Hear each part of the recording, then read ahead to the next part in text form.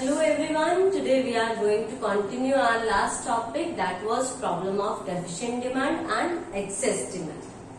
Students, last video में हमने कुछ मेजर कंसेप्ट्स पढ़े थे. हमने वहां पर पढ़ा था कि फुल एम्प्लॉयमेंट इक्विलिब्रियम क्या है, अंडर एम्प्लॉयमेंट इक्विलिब्रियम क्या है, वॉलंटरी अनएम्प्लॉयमेंट, इनवॉलंटरी अनएम्प्लॉयमेंट, और वहीं पर हमने बात की थी नेचुरल अनएम्प्लॉयमेंट की. आज इस वीडियो में हम पढ़ने वाले हैं अब डेफिशिएंट डिमांड की. कि डेफिशिएंट डिमांड होता है. देखो, डेफिशिएंट का मतलब कम होना, और इट मीन्स कि डेफिशिएंट डिमांड क्या कम हो रही है, हमारी डिमांड कम हो रही है. It means it is a situation where aggregate demand is less than aggregate supply corresponding to full employment in the economy. कि अगर हम फुल एम्प्लॉयमेंट की सिचुएशन पर देखें तो वहां पर हमारी जो एग्रीगेट डिमांड है वो क्या होती है, लेस देन होती है एग्रीगेट सप्लाई से. उसको बोलते हैं हम deficient demand. So let's see the definition by the Keynes. He said that AD is deficient. कि एडी जो है वो क्या है, डेफिशिएंट है, कम है. When it is less than AS, यानी कि एग्रीगेट डिमांड क्या है, लेस देन है किससे, एएस से, एग्रीगेट सप्लाई से, corresponding to full employment in the economy. देखो, ये लिखना बहुत जरूरी है. कहीं ये सोचो कि सिर्फ इतना ही लिख देंगे तो डेफिनेशन कंप्लीट हो जाएगी. बिल्कुल नहीं, आपको बताना पड़ेगा कि कौन सी सिचुएशन पर हम यहाँ पर जजमेंट कर रहे हैं. तो फुल एम्प्लॉयमेंट की सिचुएशन, ठीक है. तो corresponding to full employment in the economy when aggregate demand is less than aggregate supply, then that is the situation of deficient demand. इसको मेजर कैसे करेंगे, डायग्रामेटिकली हम रिप्रेजेंट कैसे करेंगे, ये देखो यहाँ पर मैंने बनाया हुआ है. सो यहाँ ओ एक्स एक्सिस पर हम इनकम को शो कर रहे हैं, ओ वाई एक्सिस पर हमने एग्रीगेट डिमांड शो किया. This one curve, Y curve, यानी कि इनकम कर्व है, और ये कर्व किस पर होता है हमारे पास, 45 डिग्री के ऊपर, हमें पता है. और इनकम किसके इक्वल होती है, हमारी एग्रीगेट सप्लाई की. अब देखो, ये जो फर्स्ट कर्व है आपका, ये वाला, जब आपका एग्रीगेट डिमांड सपोज पी है, तो ये जो कर्व है फर्स्ट वाला, ये है एग्रीगेट डिमांड प्लान्ड वाला. कि जो हमने इकोनॉमी में जो कंज्यूमर्स प्लान करके चल रहे हैं, ठीक है, वो वाला एग्रीगेट डिमांड कर्व ये है. और जो फुल एम्प्लॉयमेंट की सिचुएशन होती तब हमारा जो एग्रीगेट डिमांड था वो ऊपर वाला है, ये वाला aggregate demand at full employment. तो डेफिशिएंट डिमांड क्या होगा, ये जो वर्टिकल डिफरेंस आता है इन दोनों के बीच में, aggregate demand at full employment and aggregate and our plan aggregate demand. कि जो प्लान एग्रीगेट डिमांड और जो एग्रीगेट डिमांड फुल एम्प्लॉयमेंट के ऊपर ध्यान रखना है, हम वर्टिकल डिस्टेंस लेंगे, ये वाला वर्टिकल. तो ये जितना कम होगा, ये जो डिस्टेंस आएगा, गैप आएगा, इस गैप को हम बोलेंगे डेफिशिएंट डिमांड.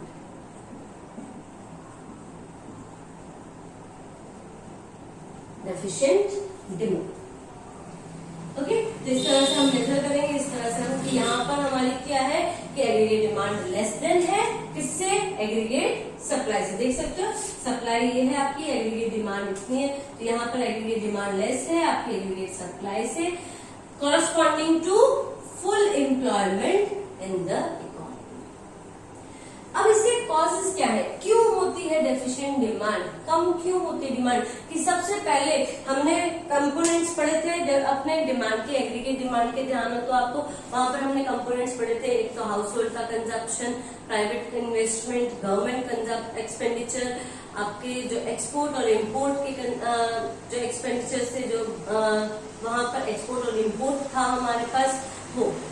तो डेफिशिएंट डिमांड वही कंपोनेंट्स हम यहाँ पे यूज करेंगे कि डिमांड हमारी कम क्यों होती है. देखो, सोच के देखो, एक जनरल सा कंसेप्ट है कि अगर डिमांड कम हो गई, इसका मतलब कि जो लोग हाउस होल्ड है वो कंजप्शन कम कर रहे हैं. So reduction in private consumption, कि जो हाउस होल्ड की कंजप्शन है उनमें कमी आ गई है और वो रिड्यूस हो गए हैं. इसी वजह से हमारी क्या सिचुएशन अराइज हो गई है, डेफिशिएंट डिमांड की सिचुएशन. तो इसको बोलेंगे आप, जिसको हम सी से भी कंसीडर करते हैं.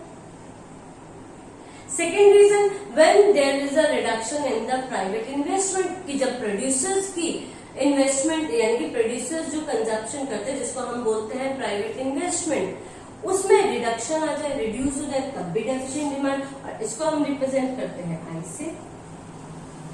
Reduction in the government expenditure, और गवर्नमेंट एक्सपेंडिचर में दोनों आते हैं, गवर्नमेंट की कंजप्शन भी और गवर्नमेंट के इन्वेस्टमेंट भी, ठीक है। और दोनों में ही जब कमी आ जाए, रिड्यूस हो जाए, कम खर्चा एक्सपेंडिचर करने लग जाए, गवर्नमेंट कम एक्सपेंडिचर करेगी, इसका मतलब क्या है कि वो डिमांड कम कर रही है, तो उस वजह से भी हमारी डेफिशिएंट डिमांड की सिचुएशन अराइज हो जाती है। तो इसको हम रिप्रेजेंट करते हैं जी से। डिक्लाइन इन एक्सपोर्ट, एक्सपोर्ट में डिक्लाइन आना, एक्सपोर्ट में डिक्लाइन आने का क्या मतलब है कि हमारे जो डोमेस्टिक प्रोडक्ट्स हैं वो अब लोग लाइक नहीं कर रहे, बाहर के लोग, इसीलिए हम जो एक्सपोर्ट कर रहे हैं वो कम हो गया है, डिक्लाइन हो गया है। तो हमारे प्रोडक्ट्स की अब डिमांड ही नहीं रह गई बाहर फॉरेन मार्केट के अंदर, जिसकी वजह से एक्सपोर्ट डिक्लाइन हो गया, और एक्सपोर्ट डिक्लाइन होने का मतलब है कि आपकी एग्रीगेट डिमांड क्या हुई, डेफिशिएंट, डिक्रीज हुई। एक्सपोर्ट्स को हम एक्स से डिनोट करते हैं। राइज इन इम्पोर्ट्स, इम्पोर्ट्स बढ़ गए हैं, देखो इसी का अपोजिट है, इम्पोर्ट बढ़ गए हैं, इसका मतलब लोग डोमेस्टिक प्रोडक्ट के बजाय जो फॉरेन के प्रोडक्ट्स हैं उनकी डिमांड ज्यादा कर रहे हैं। तो डोमेस्टिक प्रोडक्ट्स की डिमांड कैसी हो गई, हमारी जो एग्रीगेट डिमांड, हमारी इकोनॉमी की डिमांड है वो क्या हो गई, रिड्यूस हो गई, लोग ज्यादा फॉरेन कंट्री के प्रोडक्ट्स ज्यादा लाइक करने लगे। तो ये भी एक रीजन रहता है किसका, डेफिशिएंट डिमांड। और इंपोर्ट को हम रिप्रेजेंट करते हैं किससे, एम से डिनोट करते हैं। नेक्स्ट हमारे पास जो है एक रीजन जो अलग रहता है वो है इंक्रीज इन टैक्स रेट। आप खुद सोच के देखो, अगर किसी चीज के ऊपर टैक्स ज्यादा बढ़ा दे गवर्नमेंट, ठीक है, टैक्स ज्यादा तो वो महंगी मिलेगी, तो उसकी डिमांड हम क्या करेंगे, कम करनी शुरू करें। तो जैसे ही हमारा टैक्स रेट बढ़ते हैं तो वो भी एक रीजन रहता है एग्रीगेट डिमांड के डेफिशिएंट होने का, कि जिसकी वजह से हम डिमांड क्या कर देते हैं, कम कर देते हैं। So increase in tax rates that is also the cause of deficient demand. Next हमारे पास आता है कॉन्सिक्वेंस, कि डेफिशिएंट डिमांड की वजह से हमें क्या झेलना, क्या रिजल्ट मिलते हैं, इसके कॉन्सिक्वेंसेस क्या है, तो वो हम देखेंगे। तो फर्स्ट कॉन्सिक्वेंस है हमारे पास अंडर एम्प्लॉयमेंट इक्वलिटी, कि लो एडी होने की वजह से, लो एग्रीगेट डिमांड होने की वजह से हम क्या करते हैं, हम अचीव कर लेते हैं अंडर एम्प्लॉयमेंट इक्वलिटी। क्यों, क्योंकि एडी कम है, लो है, जिसकी वजह से हम अपना जो प्रोडक्शन, जो हमारे रिसोर्सेज है उनका भी क्या कर रहे हैं, इसका मतलब प्रॉपरली यूटिलाइजेशन हम नहीं कर रहे, ठीक है। जब प्रॉपरली यूटिलाइजेशन नहीं कर पा रहे तो देखो अंडर एम्प्लॉयमेंट इक्विलिब्रियम कहाँ पर, यहाँ पर, ये वाला इक्विलिब्रियम हम अचीव कर रहे हैं, जहां पर हमारी जो मेन हमारी कैपेसिटी प्रोडक्शन है उसकी इतनी थी, यहाँ पर हमारा इक्विलिब्रियम स्टक होना था अगर फुल एम्प्लॉयमेंट, लेकिन क्योंकि लो एडी है, एडी कम है हमारे पास, एग्रीगेट डिमांड क्या हो गई है, कम हो गई है, जिसकी वजह से आपकी जो हम अंडर एम्प्लॉयमेंट की इक्विलिब्रियम है इसको अचीव कर पा, यहाँ पर है अभी हम एट प्रेजेंट। क्यों, क्योंकि यहाँ पर क्या है, डेफिशिएंट डिमांड है, लो एडी है। So here at this position plan output की, जो हमने प्लान किया था आउटपुट, ये आउटपुट हमने प्लान किया था यहाँ पर, वो क्या है, पोटेंशियल आउटपुट से, पोटेंशियल कितना था, जो फुल एम्प्लॉयमेंट की सिचुएशन में था, उस आउटपुट से कम रहता है। इसी वजह से हम अपने रिसोर्सेज का क्या कर रहे हैं, इसका मतलब यूटिलाइजेशन प्रॉपर नहीं कर पा रहे हैं, और नहीं कर रहे हैं तो हम कहां पर स्टक कर जाते हैं, हम अंडर एम्प्लॉयमेंट इक्विलिब्रियम को स्ट्राइक कर जाते हैं। तो यहाँ पर हम अचीव करते हैं due to low AD, due to deficient demand, we are achieving under employment equilibrium. Second point, second जो रिजल्ट रहता है, कॉन्सिक्वेंस रहता है, दैट इज डिफ्लेशनरी गैप। अब देखो ये डिफ्लेशनरी गैप क्या है, डिफ्लेशनरी गैप का मतलब है कि जितना जो आपका डेफिशिएंट डिमांड है ना, इसी को हम कहते हैं डिफ्लेशनरी गैप। ये जो गैप आया, ये गैप ही कहलाता है आपका डिफ्लेशनरी गैप, डिफ्लेशनरी गैप। और डिफ्लेशनरी गैप यानी कि ये इसके ही इक्वल रहता है, डेफिशिएंट डिमांड की इक्वल ही है डिफ्लेशनरी गैप। तो जो डेफिशिएंट डिमांड था वही डिफ्लेशनरी गैप है। अब देखो क्या है, लो एडी है, लो एडी, एग्रीगेट डिमांड लो है। अब लो एडी होने की वजह से हमारा क्या होगा, इन्वेस्टमेंट भी लो होगा, लो इन्वेस्टमेंट। और लो इन्वेस्टमेंट की वजह से क्या होगा, लो आउटपुट, लो आउटपुट। और लो आउटपुट है तो इनकम भी लो हो जाएगी, लो इनकम। और लो इनकम होने की वजह से फिर से हमारी क्या हो जाएगी, एग्रीगेट डिमांड लो हो जाएगी। यानी कि अगर एग्रीगेट डिमांड कम है, डेफिशिएंट डिमांड है, तो उसकी वजह से हमारी इन्वेस्टमेंट भी कम हो जाएगी। इन्वेस्टमेंट कम होगी तो आउटपुट भी कम होगा, आउटपुट कम होगा तो सेल करने के लिए जो प्रोडक्ट्स है वो कम होंगे, तो कम सेल होगी तो इनकम भी कम होगी। जब इनकम कम होगी तो फिर से हमारी क्या हो जाएगी, डिमांड कम हो जाएगी। यानी कि डेफिशिएंट डिमांड की वजह से हम किसमें फंस जाएंगे, एक डिफ्लेशनरी स्पाइरल के अंदर हम फंस जाएंगे। इकोनॉमी जो है वो डिफ्लेशनरी स्पाइरल में फंस जाएगी। इसको हम कहते हैं लो इक्विलिब्रियम ट्रैप भी कहते हैं इसको, कि जहां एक ट्रैप बन गया, देखो सर्कल बन गया ये पूरा एक स्पाइरल की तरह, कि जो खत्म ही नहीं होता है। स्पाइरल स्प्रिंग होता है ना, स्प्रिंग को कहते हैं स्पाइरल। तो उस स्पाइरल की तरह वापस से वहीं पहुंच जाते, फिर आ जाते, फिर पहुंच जाते, फिर आ जाते। तो उस स्पाइरल के अंदर हम फंस जाते। हमारी इकोनॉमी जो है वो एक डिफ्लेशनरी स्पाइरल में फंस जाते। सो यहाँ पर जो सेकेंड कॉन्सिक्वेंस है वो था डिफ्लेशनरी गैप। थर्ड कॉन्सिक्वेंस क्या रहेगा आपका, अनडिजायर्ड स्टॉक।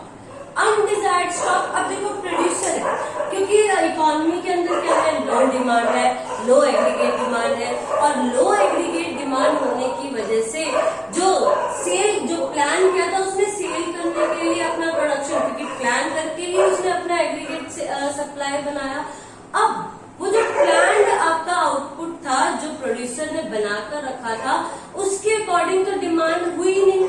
इट मीन्स कि आपका जो प्रोडक्शन था वो आपके पास बच गया, प्रोड्यूसर के पास बच गया। अब वो प्रोड्यूसर उस बचे हुए अनडिजायर्ड स्टॉक को क्या करेगा, उसको क्या करना पड़ेगा, उसका पाइलअप होता जाएगा कि जितना ज्यादा डिमांड कम होती जाती है, लेकिन उसने आउटपुट तो जनरेट कर रखा है, उसने बना रखा है। अब उस आउटपुट को क्लियर करने के लिए उसको क्या करना पड़ेगा, उसको करना पड़ेगा कि प्राइसेस कम करने पड़ेंगे, कम प्राइसेस पर सेल करना पड़ेगा, ताकि उसका सामान जो है वो बिक जाए।